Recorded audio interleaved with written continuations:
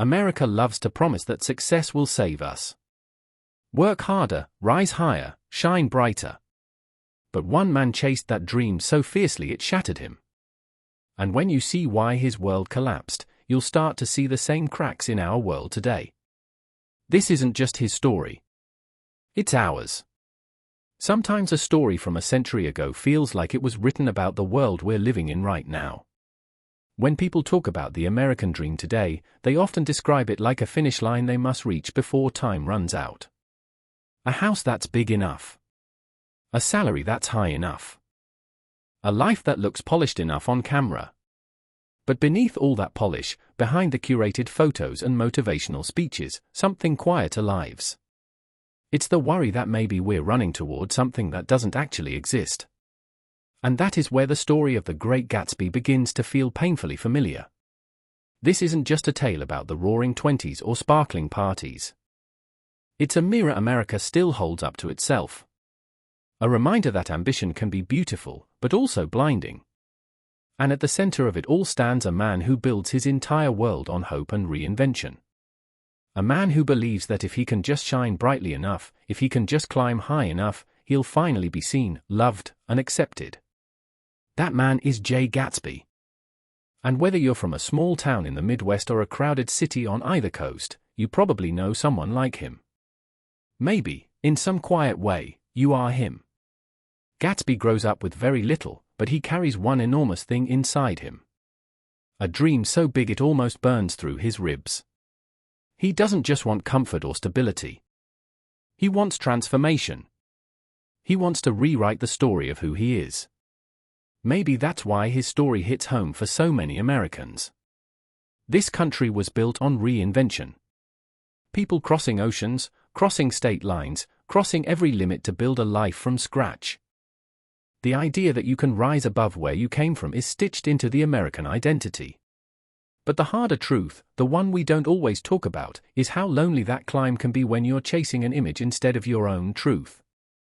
Gatsby believes love will save him. He believes success will anchor him.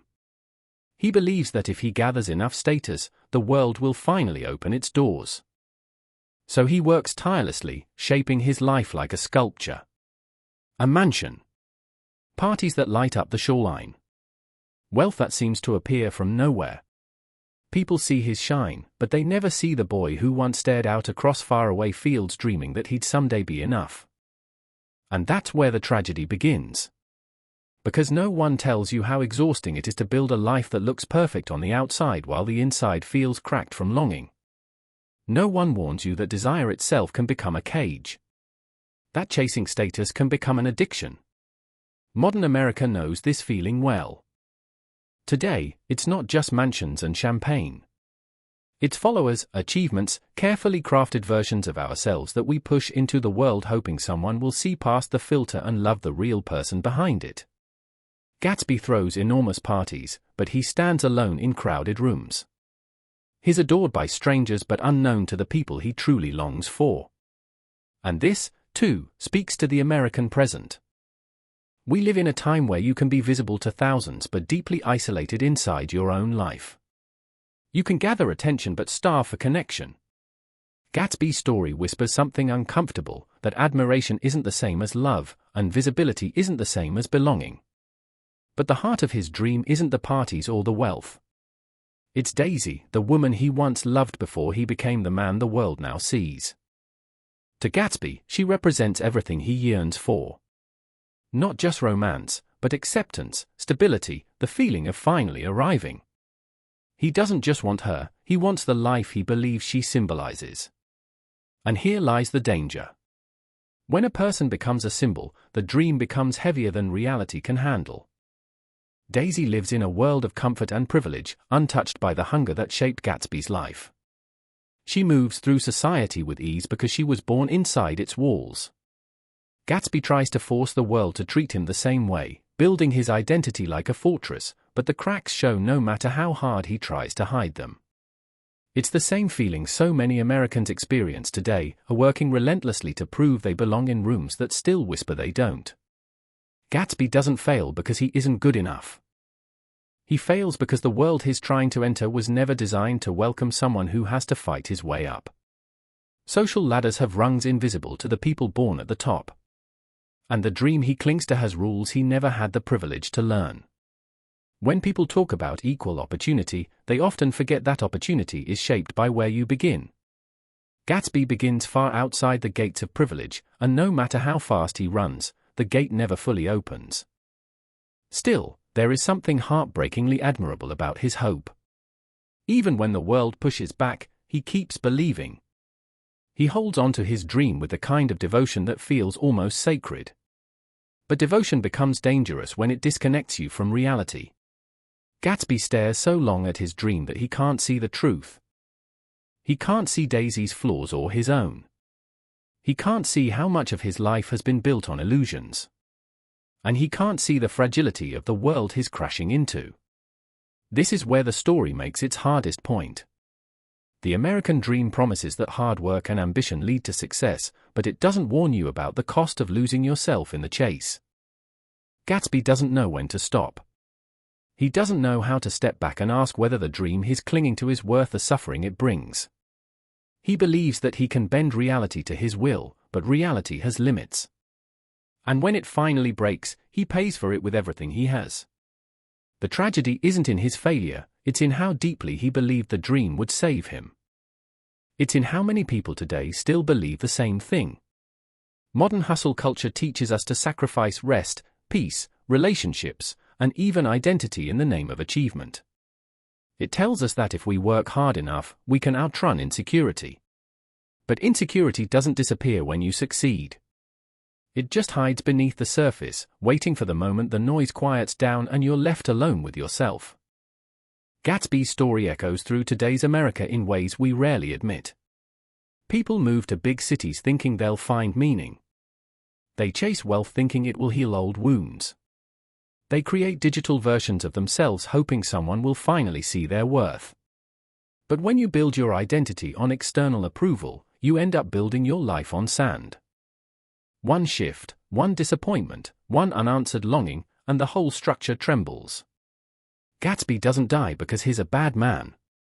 He dies because he believes too beautifully, too intensely, too blindly. His dream is pure, but it's shaped by illusions. And illusions, no matter how shining, eventually crack under the weight of reality. Yet we keep returning to his story because there's something deeply human in his struggle. The desire to be loved. The hunger to matter. The longing to rise above the life you were handed. These things are universal. Every American who has ever stared at a horizon and whispered someday carries a piece of Gatsby inside them. But there's another lesson hidden in his story, one that often gets overlooked. Your worth is not proven by success. It is not measured by money or status. It is not something you earn by becoming impressive enough. Gatsby believed he had to transform himself into someone extraordinary to deserve love. What he never understood is that love isn't earned through achievement. Acceptance isn't bought with effort. Belonging doesn't come from shining brighter than everyone else. It comes from being real. Modern America forgets this sometimes. We celebrate winners but ignore the quiet suffering underneath. We praise ambition but rarely talk about the emotional cost of chasing something endlessly. We focus so much on climbing that we forget to ask if the ladder leads anywhere meaningful. Gatsby's life, bright and brief, reminds us that dreams are only healthy when they align with who we truly are. When they grow from authenticity instead of insecurity. When they light the way instead of blinding us. The American dream becomes a tragedy only when we lose ourselves trying to reach it. But it becomes powerful when we shape it around our truth, not our fear. When success becomes a path, not a prison.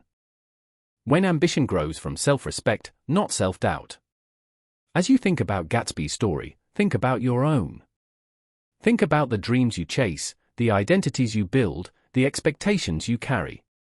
Ask yourself whether they lift you up or weigh you down. Whether they reflect your heart or your fear. Whether they bring you closer to yourself or further away. A dream can be a compass, but it should never become a cage. And the most powerful dream is the one rooted in who you truly are, not who you think you must pretend to be.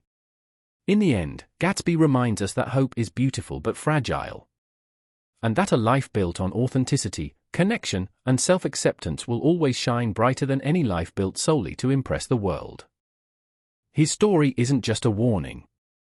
It's an invitation to be honest with yourself, to dream bravely, but not blindly, to rise without losing your soul, and to remember that the most important journey in America today, just like a century ago, isn't the climb toward status. It's the journey back to your own humanity. What's good? Welcome to the Literary Listening Channel. Got the classics on the audio, we flip the public page, summarize the self-help gurus and their modern age, and we go chapter by chapter through the greatest novels now. So hit subscribe to Literary Listening. Yeah, hit subscribe to Literary Listening. Be a part of the community that we are building. Subscribe to Literary Listening.